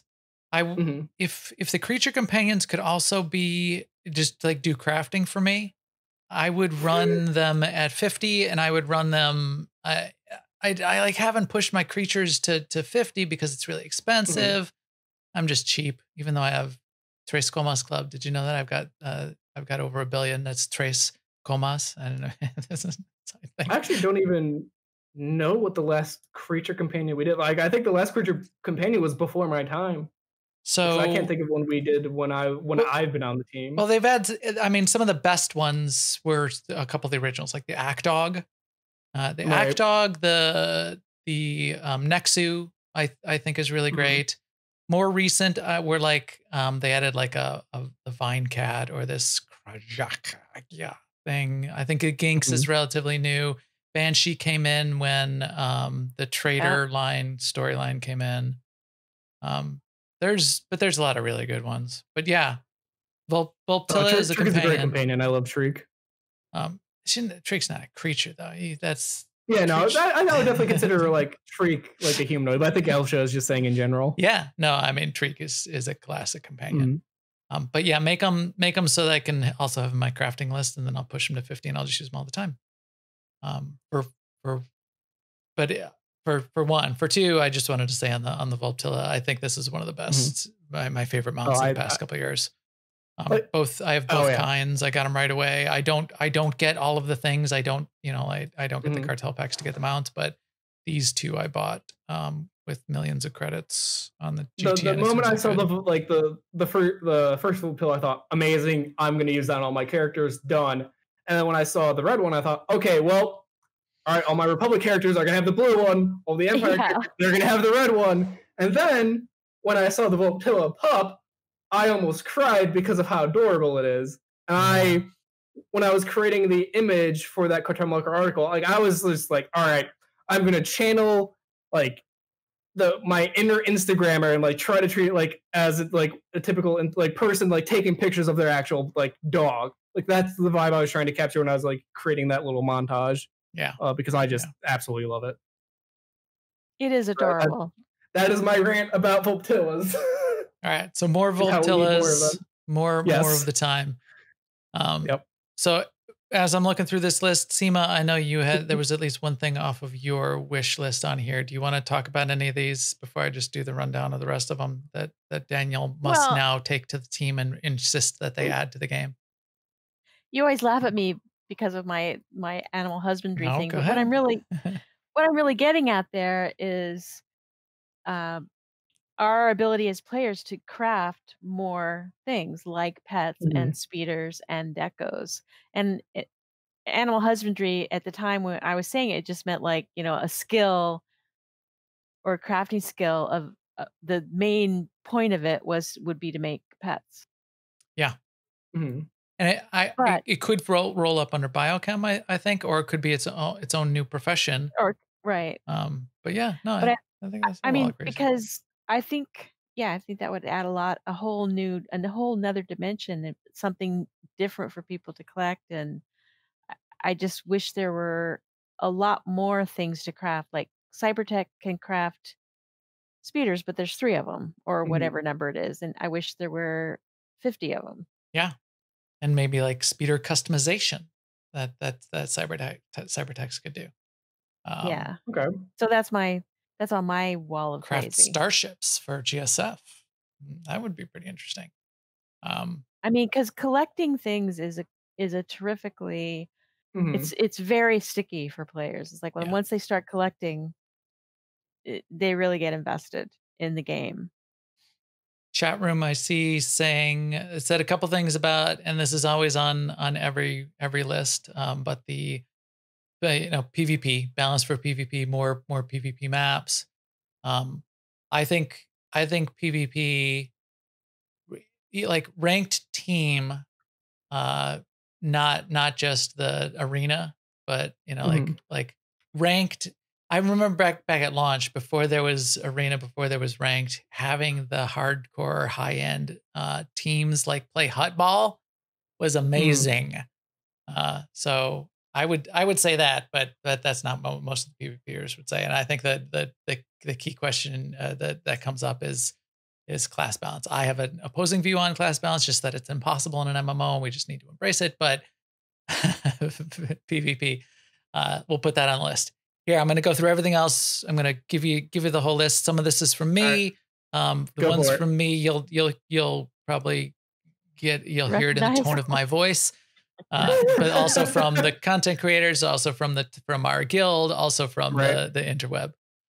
So some people were saying faster mounts, weapons and weapons designer. That's been pretty, that's come up a lot of times. A lot of Yep. people want that. Mech Shaw Stronghold. That's mine. Just to be clear, I've got a vision Okay, in my head okay. of what a Mech Shaw strong. Okay. It'll be like a smaller one. People are asking for more like apartment style. Imagine the cargo containers all sort of like stacked up, and it's really sort of like vertical on the cliff face. Anyway, I'll design it. Don't Okay, worry, I okay. got you. Sort of Okay, Ready Player One. Here, how about this for you? We've got the request for less hut ball. People hate hut ball. We also have the request for more hut ball because people love hut ball. So there you go. Do with Okay. that whatever you can. Now, do those just cancel each other out at this point? I don't know. I don't know how keep that it as works, but is, both less and okay. more hut ball, please now. At the same time. Got it. Okay. Here's one.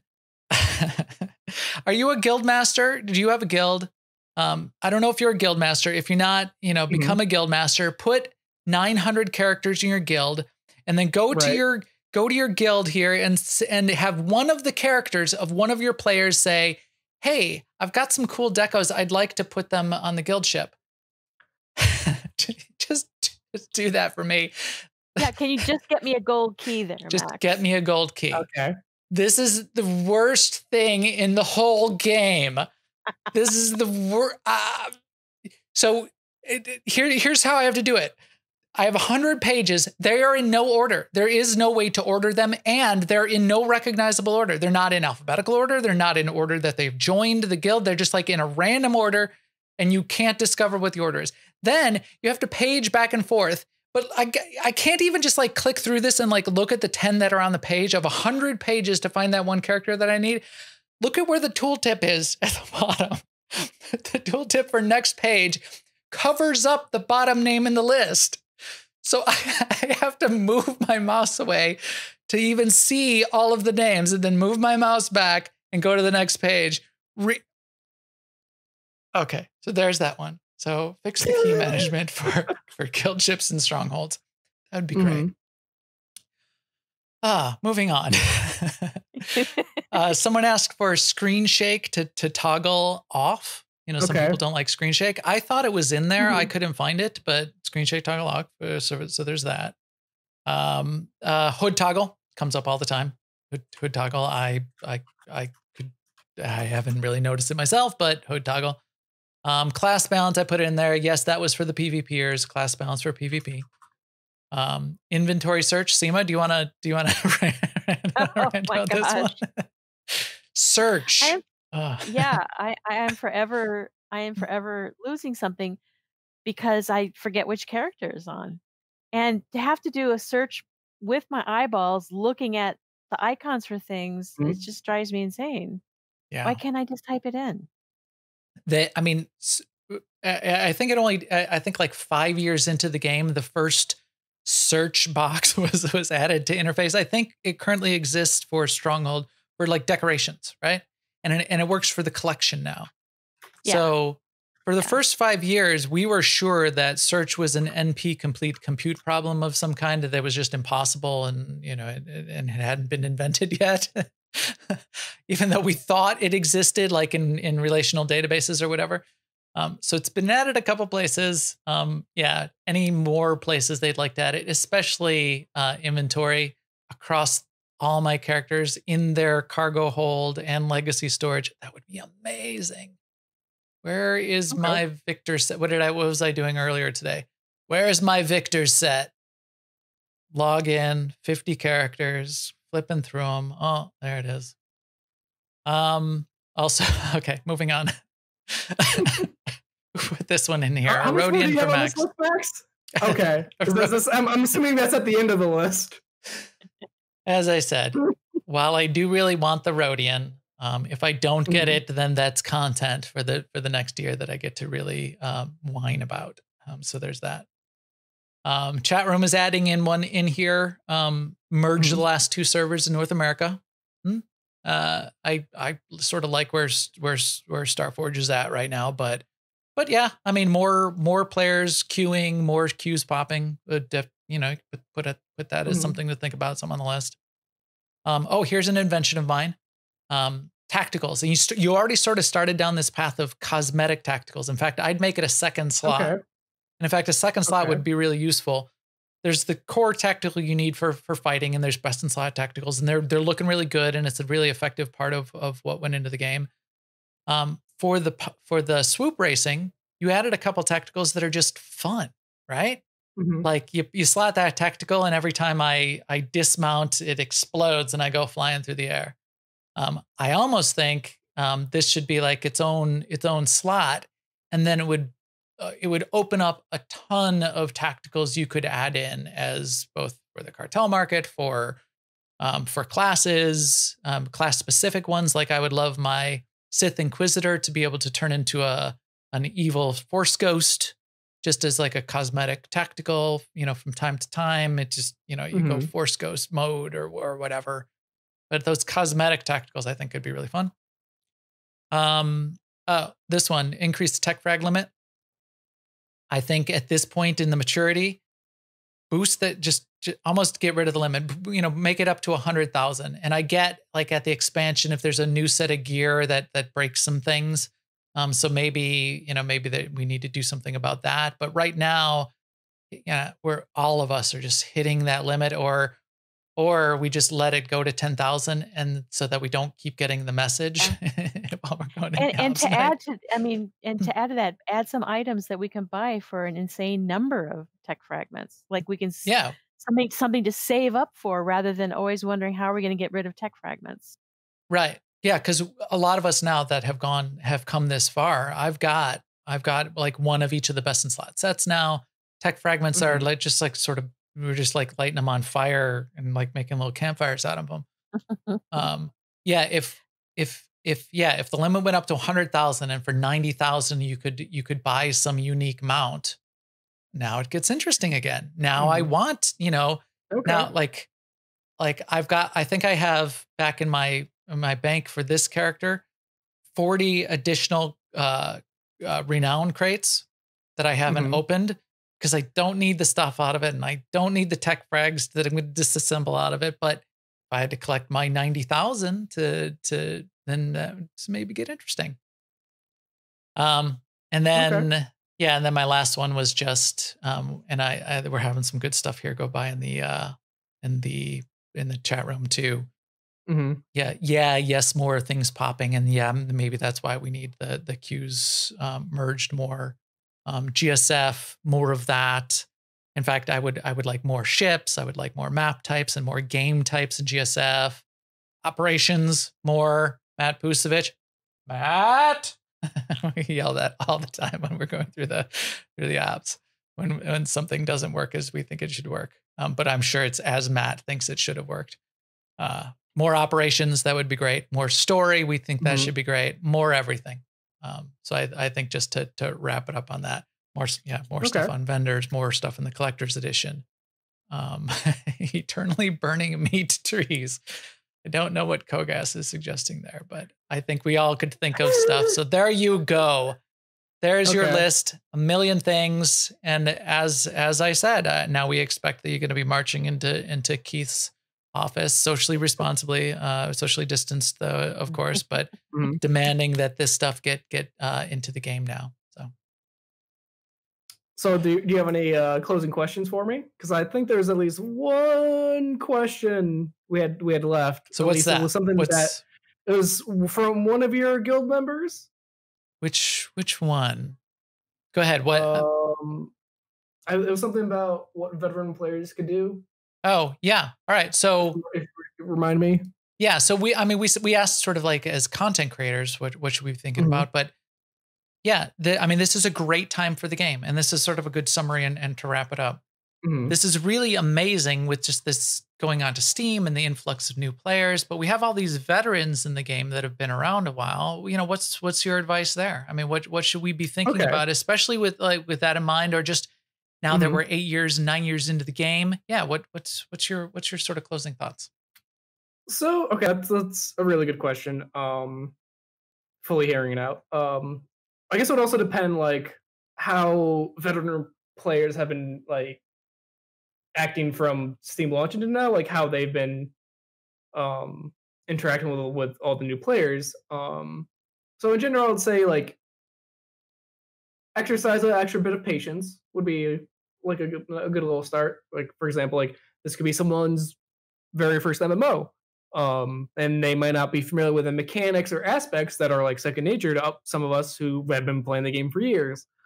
And then building off a bit more, like I know some people just like to steamroll flashpoint after flashpoint after flashpoint, just skip through all the cutscenes, but maybe at the beginning of the group say, hey, since there's a lot of new players joining the game, check to see if anyone's new, so that way okay, this person's new. They probably want to see the cutscenes. You have time whenever they pop up, go get stretch your legs, go get something to eat, go get something to drink. So that way this player can like fully experience what the story behind this flashpoint, and kind of like really get immersed in what's happening in the game. But while we're talking about veteran players, like props to whoever asked in your guild asked this question, because I think this is a good avenue for like as a representative of like the team as a whole, go out and say veteran players are just absolutely crushing it right now. Like the longtime players, you guys are just absolutely killing it. Just the sheer amount of positive reviews we've gotten on Steam has like blown the team away.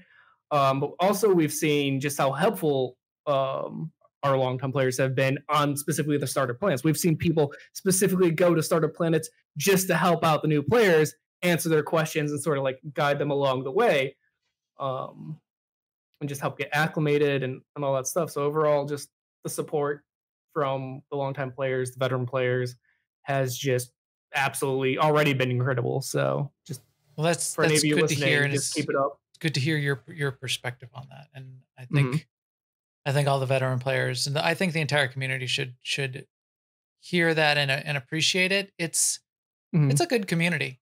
I always have felt like it's a good community in general. I think our interaction with you has always, and like the dev team in general, has been great. And the content creators are all, and like all streamers, all people who are like are in the streams and participating. It's 99% of it. I think we had a little bit of argument here going in the chat room, but is very, very positive. And I appreciate that eye that you have on it as well. Just to say that, you know, you're still seeing it from the veteran players. This long into the lifespan of the game is a really, really good thing. We've definitely gone a bit over time, and this is definitely like really rung in like how late it is, because I'm seeing Peter in chat, who I imagine he's just waking up. So the fact that I'm seeing Peter first thing in his morning, it's like, all right, I should probably be going to bed soon. Yes, this is the longest one we've ever done, probably by about 30 minutes. Like you guys had a lot of really good questions, so I didn't want to gloss over them. Yeah, no, this was amazing. So we really appreciate we really appreciate all the time you took. We did a bunch of time, I know, in prep, just thinking about ideas and how we could make this work. Super big thanks to you, to the entire Bioware dev team, and everybody who works on this game. We've been having a ton of fun with it for, as we said, for almost 9 years now, and we don't see it coming to an end anytime soon. So thanks a ton. Yeah, thanks for having me. Yes, very interesting. Thanks for coming. I know we've been having this plan for months now, because I think we were initially going to try to do this back in March, but then everything happened with COVID and like when we're working from home. So we were thinking, okay, maybe we'll pick this back up when we start working back at the office. But then it's gotten to this point where, all right, we've been waiting on this for too long. Let's finally do this. Because it's been something I've been wanting to do for a while since, I've made a brief appearance on Working Class Nerds, and then Sith Lord Brit's stream last week. This is like my first real like introduction, like publicly to the community, where I've just been the man behind the curtain has been revealed, kind of that kind of thing. Well, I think you nailed it. Yeah, and I think you're going to be in demand. I would like to think that. Especially considering this is normally a time I would be asleep right now. Yeah, so me too. Hopefully, I've been like cognitive enough. Yes, and, you've been very coherent. Been a good guest. Yeah, no, this is great. All right, so if we're gonna wrap it up now, and I'll do our closeout here. But where can people find you online? Let's start there as we close out the show.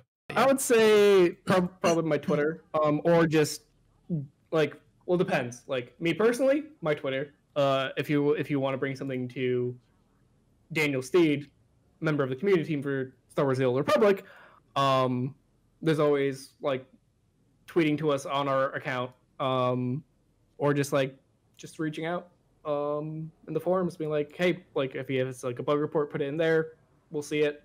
So like suggestions, we'll see it, or just like a general thread of like just anything. Like we always check up on those. Excellent.